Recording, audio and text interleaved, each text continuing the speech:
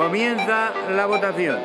Este curso académico ha arrancado con una protagonista estelar, la Ley Orgánica para la Mejora de la Calidad Educativa, la LOMCE.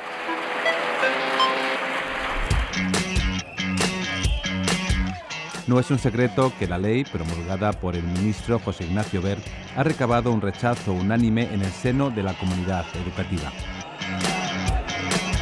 Sin entrar a valorar los puntos fundamentales del texto, la falta de consenso alarma a todos los que trabajan para dar solución al popurrí legislativo de la educación, que alcanza la 7ª reforma en nuestro pasado más reciente. Los profesores, los estudiantes e incluso la conferencia de rectores de las universidades desaprueban una norma que, afirman, perjudica a las familias con menos ingresos y segrega a los estudiantes.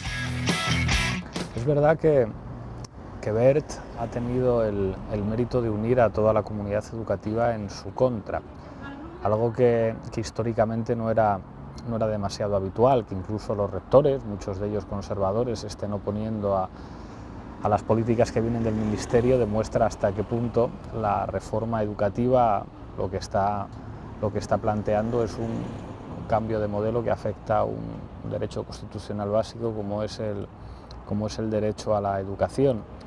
Yo creo que esto se enmarca en un proceso político que tiene que ver con la crisis, que de alguna manera pretende desempoderar a la sociedad civil, convirtiendo los derechos en privilegios. Al final va a ser una minoría de privilegiados los que se puedan permitir ir a la universidad, como ocurría antes, e incluso se va a limitar el carácter, de alguna manera, igualador que tenía el sistema educativo, introduciendo elementos que van a favorecer la segregación. Es lógico que todo ello provoque una reacción ciudadana y no es casualidad que Wert sea el ministro peor valorado del gobierno. Hace ya 3 años surge como respuesta a esta propuesta del Gobierno una convocatoria que ha ido creciendo exponencialmente. Es la Marea Verde. Pues la Marea Verde es la comunidad educativa convertida en movimiento social para defender la universidad pública. Yo creo que el elemento diferencial respecto a otros movimientos sociales es por responder a las agresiones que está sufriendo la educación como derecho en todos los niveles, tanto en el nivel universitario como en primaria y en secundaria. Yo creo que es una de las expresiones de organización de la sociedad civil que de alguna manera tienen un precedente en el 15M, que es un primer paso para empoderar a la gente a la hora de defender sus derechos frente a una serie de agresiones que con la excusa de la crisis se están produciendo en casi todos los niveles. Con la intención de reflexionar y dar un paso más en la evaluación del movimiento por la defensa de la educación pública, la Federación de Comisiones Obreras, dedicada a la educación, ha celebrado el 12º Fórum de la Enseñanza en la Facultad de Educación de la UNED. El derecho a la educación.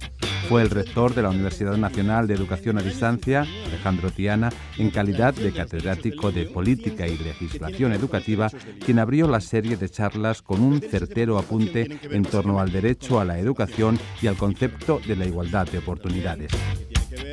Comisiones Obreras de Enseñanza, que es quien convoca el acto, lleva ya bastantes años celebrando un fórum sobre distintos temas de educación en torno a esta época del año, en torno al verano, después del verano. En esta ocasión han elegido un tema que a mí me parece que es muy relevante y es la educación debe ser considerada un derecho para todos, ¿no? Entonces, yo creo que el motivo, eso habría que preguntárselo exactamente a ellos, pero yo creo que el motivo de elegir este tema tiene que ver con la preocupación que hoy en día se genera con que es verdad que existe nominalmente un derecho a la educación para todos, pero en la práctica se ve amenazado por todas las políticas que se están llevando a cabo, por los recortes que se están sufriendo, etcétera, ¿no? Y ese es el sentido que tiene reunirse para debatir de esto. Ellos quisieron celebrar las reuniones aquí en la UNED y en la Facultad de Educación, además, y yo creo que es muy relevante que la universidad preste oídos y preste su colaboración a esa demanda, ¿no? Porque nosotros, como actores de un mundo en el que estamos contribuyendo a formar a personas en un campo determinado, y en este caso en el campo de la educación, no podemos ser insensibles a los grandes temas que se están dando. Yo personalmente me siento implicado, porque yo soy catedrático de política y legislación educativas, entonces estos son los temas que procuro enseñar a mis estudiantes, ¿no?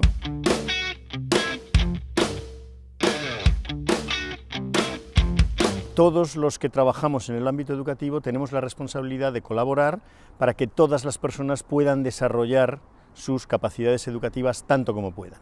Y en eso tiene un papel propio el sistema educativo en sus etapas obligatorias y otro papel el sistema educativo en las etapas postobligatorias. No es exactamente el mismo, pero desde luego son perfectamente complementarios. Mientras que en el ámbito obligatorio, en la educación básica, es necesario no solo asegurar el acceso a la educación, sino una educación de buena calidad y que sea terminada por todos los estudiantes.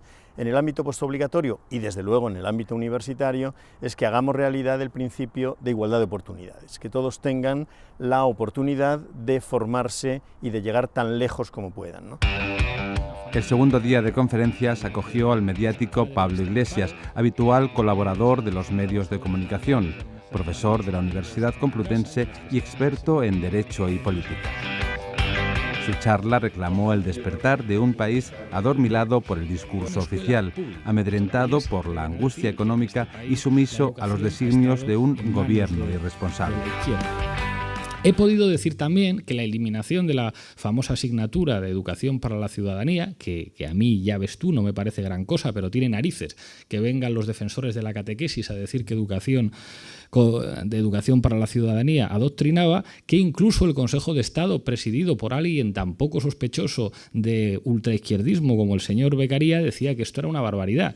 Decir que Amnistía Internacional decía que con la desaparición de educación para la ciudadanía desaparecían los derechos humanos, la igualdad hombre-mujer, la violencia de género, el racismo, la homofobia, como temas que tenían que conocer los estudiantes. Que eliminar la educación para la ciudadanía iba contra el Programa Mundial para la Educación en Derechos Humanos y contra las recomendaciones del Consejo de Europa. Eso sí, la LOMCE crea una asignatura cojonuda que se llama Educación Financiera, que recomienda, entre otras cosas, que hay que hacerse un plan de pensiones privado, que es una cosa muy razonable. Como van a cambiar, como van a acabar con las pensiones, lo mejor que puede hacer uno es hacerse un plan de pensiones privados. Pero ¿qué es lo que pasa con todo lo privado? Que solamente se lo pueden permitir una pequeña parte. Se instalaron en la facultad unas mesas de votación para realizar la consulta ciudadana por la educación. A pesar de no haber terminado el periodo de consulta, ya se han computado más de 1 millón de firmas. Para dar fe de que el proceso de transformación social y política está vivo, hay quien piensa que lo conseguido no es suficiente. Alguna de las organizaciones participantes en la plataforma por la consulta, que no es la única, considera que la recogida de firmas no ha tenido el desarrollo ni la difusión correcta.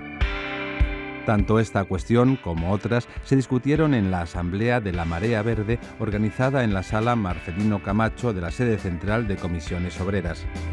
El orden del día lo marcó el calendario de movilizaciones y la convocatoria de huelga del día 24 de octubre.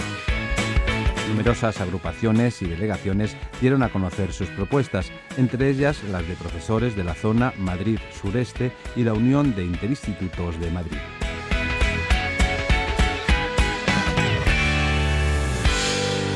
Cada vez estamos más concienciados que esto es una lucha que no es solo del profesorado, que es una lucha de todos los estamentos, padres, profesores, alumnos, y por eso cada vez confluimos más fuerzas en la lucha de lo público y que la enseñanza es un derecho universal y que no nos la pueden quitar y no nos la pueden arrebatar de esta manera que quieren hacernos creer que todo es por economía.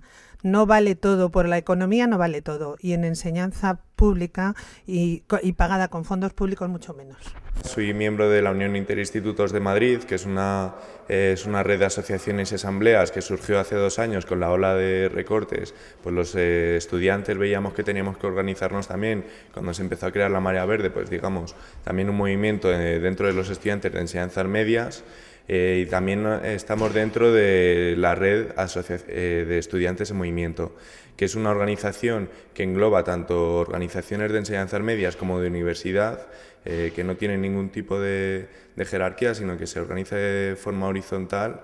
Y nada, pues está por todo el Estado. En enseñanzas medias, por ejemplo, nos empezamos a organizar a partir de la primavera valenciana, cuando nos empezamos a poner en contacto compañeros de Madrid, de Sevilla, de Cantabria, y a partir de ahí pues fuimos creciendo, y hasta ahora pues bueno, que ya podemos coordinar huelgas estatales como la que vamos a vivir en esta semana, pues a nivel estatal, con unos materiales conjuntos, unos análisis conjuntos, sacados desde alumnos de enseñanzas medias, de FP, de bachillerato, pues de todo el Estado en conjunto. La educación es un derecho que es necesario defender. Con iniciativas como la del Fórum por la Enseñanza, la UNED se desmarca en la defensa del futuro del país. ¿Para qué, si no, sirve la educación?